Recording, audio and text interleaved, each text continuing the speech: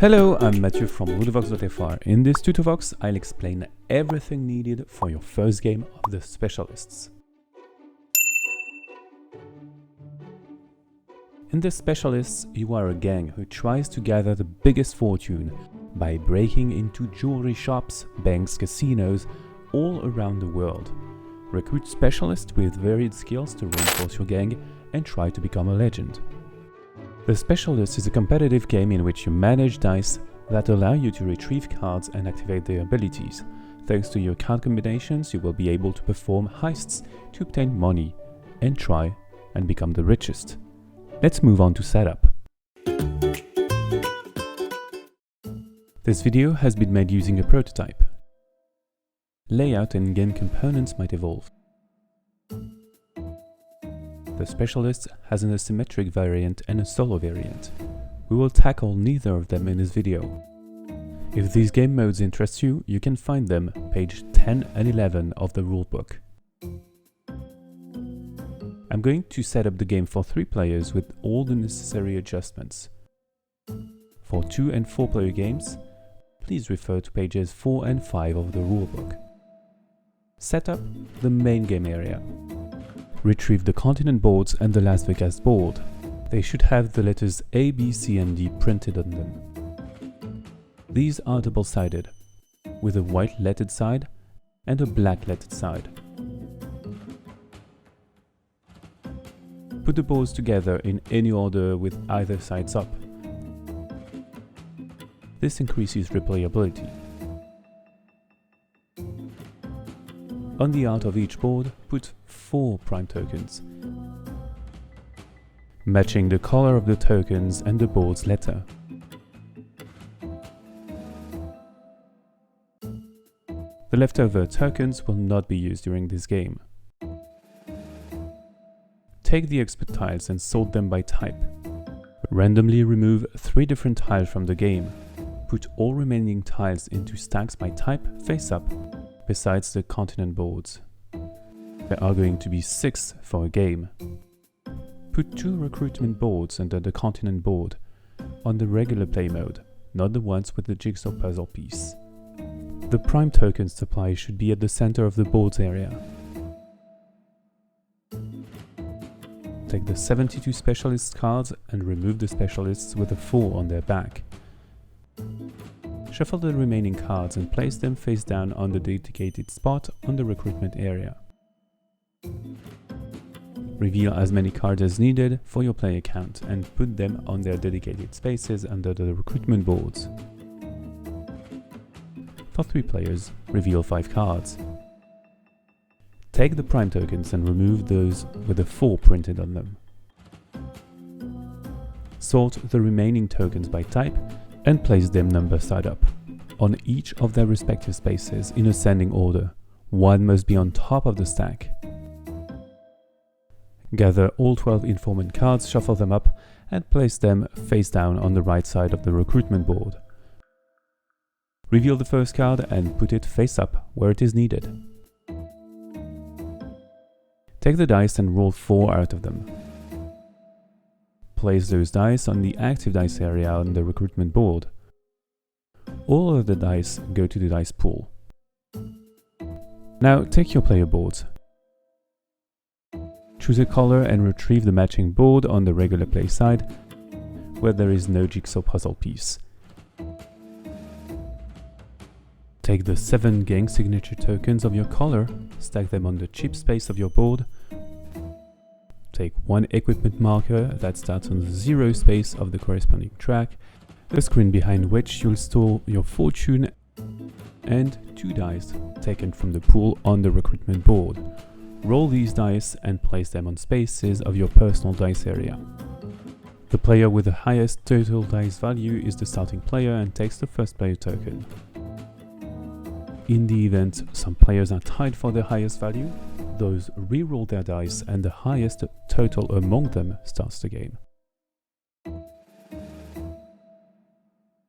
Each player takes 2 player aids and places them in the same order as the continent boards. Take the 6 starter specialist cards, those with a dark grey-blue back. and 6 starter skill tokens, marked with an S. Form 6 pairs at the center of the table by matching a token to a card. Starting with the last player of the turn order and going counterclockwise, each player takes an available pair. Place the card next to your player board and the skill token in the dedicated area. Take a last die from the pool and place it on your personal dice area, showing the value printed on the card you have selected. Now, and only now, rearrange the position of your dice on your personal dice area. You may have noticed 2 spaces. Change the value of the die. This means the value of a die can be increased by 1, or lowered or increased by 1. The dice values are a continuous loop. 6 plus 1 equals 1, 1 minus 1 equals 6. In this example, the die can be 6, 5, or 1. Now form a supply with the banknotes. The setup is now finished. Let us move to the rules explanations now. A game of the specialists is a succession of game rounds in which you are going to recruit new specialists and perform heists. The game is going to end when a player has done 7 heists, or if no one managed to do so by the end of the 12th round. The player with the most $1 million at the end of the game wins. Let's break down a round. It has 3 phases. Preparing the round, a phase where you set up game elements for the coming round. Player turn, a phase where all players take their turn from the first player and going clockwise. An end of round upkeep phase where you discard elements from the round that are still in play. As you already performed the preparing the round phase during setup, I'm going to move to explaining what you do in a player turn. Your turn is made of 3 successive steps. Choose a die, use a specialist card or receive the reward on the informant card, form a heist or receive the reward on the informant card. Before we move on to the core of the rules, here's how the different elements of the game articulate together. Dice allow you to recruit and activate specialist abilities. Recruiting specialists is mandatory to perform heists and collect money, but also to race for objectives, allowing you to grab extra cash if you succeed. Now let's get back to a player turn. Choose a die. At the beginning of your turn, the first thing you're going to do is collecting a die from the available dice. Don't change this value and place it on the rightmost available space of your dice track. If all 4 spaces are taken, keep the die close to your board. You may still use it like any other die during this turn if you wish to. To better understand what will follow, let's have a look at the specialist card. On the top left, you'll find the code name of the specialist and their skill. The white die shows the necessary value to recruit that specialist. The black die shows the necessary value to activate the specialist's ability. On the bottom left, you'll find the specialist's skill. In the box with a bolt, you'll find the specialist's special ability. All specialists with the same skill are recruited with the same value. However, the value to activate them can change. After collecting your die, you will be able to use one of the specialists from the recruitment area. To do so, you must spend one of the dice on your personal dice area. You will have a couple of choices. You may either recruit the specialist and spend the die as shown by the white die, or fast play a specialist and use it only once. In that case, you need to spend the die as shown by the black die on the card you want to use. Recruiting a specialist. When you recruit a specialist, they join your team for the remainder of the game. Place the die you used into the dice pool. Retrieve the card and place it beside your player board. If you already have one or more specialists with the same skill, stack them to show only the ability box of the previous cards. Then check if you are eligible to a recruitment reward. The full team reward when you have a specialist for each skill. Immediately collect the first available token. The earlier you do this, the better the reward. The expert tile when you recruit the third specialist of the same skill. Collect the matching tile. This gives you a permanent ability you'll be able to use in certain situations. Page 12 of the rulebook tells you all the different types of expert tiles.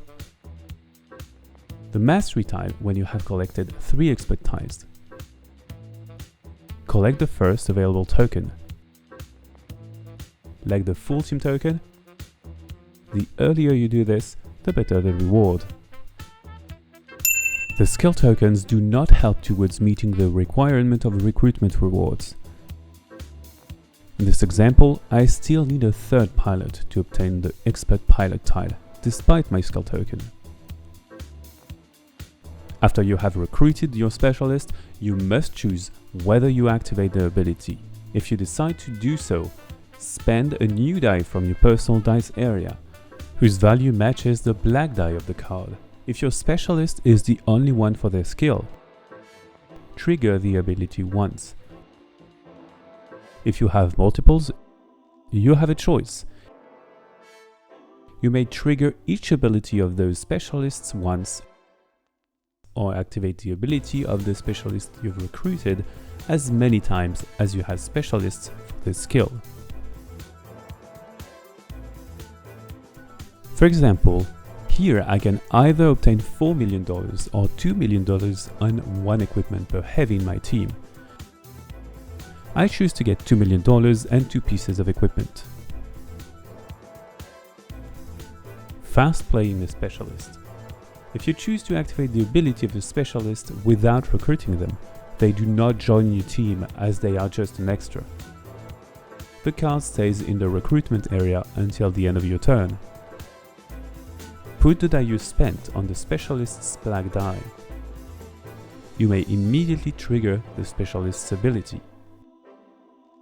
As this fast-played specialist is not part of your team, you cannot benefit from the multiplying effect of having multiple specialists with that skill. However, you may use this fast play ability later in the turn, for instance when you want to perform a heist. Sometimes you will not be able to or will not want to recruit a specialist or fast play one. In this case, you want to become an informant and receive this round's informant reward. The different abilities from the informant rewards are listed in the icon list, page 7 of the rulebook. Perform a heist. After the recruitment phase, you need to decide whether you want to perform a heist or not. If you choose not to do it, you become an informant. Collect this round's informant reward. Your turn ends now. To be able to perform a heist, you must have the necessary skills and equipment. Each city requires a given set of skills and equipment. Cities from the same continent require the same number of pieces of equipment. Skills may come from specialists of your team or the fast play specialist if you have one, from expert tiles in certain conditions, or from skill tokens. The skills are one-time use, so if you do use them, discard them afterwards. In this case, I use 2 of my hackers, 1 out of my 3 actresses. The heavy I fast play for this round, and I spend my contortionist token. Your specialists do not lift your team after the heist. However, you must spend the equipment you used. Adjust the position of your marker on the matching track. Like skill tokens, there are equipment tokens you may spend or expert tiles that grant you abilities. During this phase, you may also discard any number of dice from your dice area to gain equipment, 1 per discarded die. After that, choose the city and building of that city where you want to perform the heist. Buildings can be jewelry, banks, and casinos. Once you have chosen, place a signature token from your gang onto the building. This implies two things. You may not perform a heist in any other building of that city, as your gang has become notorious here. No other player can perform a heist in this building, as it has been emptied. Then collect a prime token, if that was the first heist in the city, and place it on your player board in one of the available spaces. Las Vegas is an exception to this rule. All players receive a prime token when they perform a heist there. Then gain the millions of dollars printed on the building, not forgetting about expert tiles that allow you to increase the value of the robbery. Whenever you rob a jewelry or bank for the first time, take the prime token from that type of building and collect the corresponding reward. Put that token, building side up, in the jewelry and bank prime area of your player board, on the matching icon. Later, if you rob one of these buildings again, you do not get another token, but you will have your token progress. If you perform a second heist in a jewelry shop, you may collect a die from the pool. Roll it and place it beside all the others of your dice area. Your turn now ends. You may keep a maximum of 4 dice. If you do have extra dice, you must choose which to keep and which to discard. Gain as much equipment as you have discarded dice. Slide your dice to the rightmost positions of your dice area without changing their order or value. If you have fast played a specialist, discard the card and put the die that was on it in the dice pool. Once all players have played their turn, move to the end of the round phase. Before moving on to the next round, discard the informant card and remaining specialists. Put the remaining die on the active dice area. Pass the first player token to the left.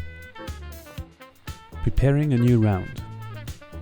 Now prepare a new round. Roll as many dice as there are players plus 1. Place those dice, not changing their value, in the available dice area. Draw and display as many specialists as there are players plus 2. Lastly, reveal a new informant card that will be used during the next round. You play rounds like so until the game ends. The game only ends at the end of the round, after all players have played the same number of turns. It is triggered if one of these two conditions is met. Either you played all 12 rounds and the informant deck has run out, or a player has performed their 7 heists. Count how many $1 million each player has. The player with the biggest fortune wins. In case of a tie, the player who has performed the most heists wins. In case of a new tie, the tied players win together. Here's a reminder of all important rules that will avoid misplays. You can pause the video if you want to read them all.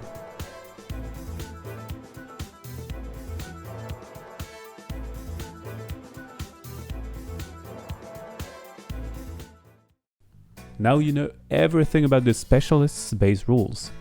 Good game, and see you on Tutovox.fr.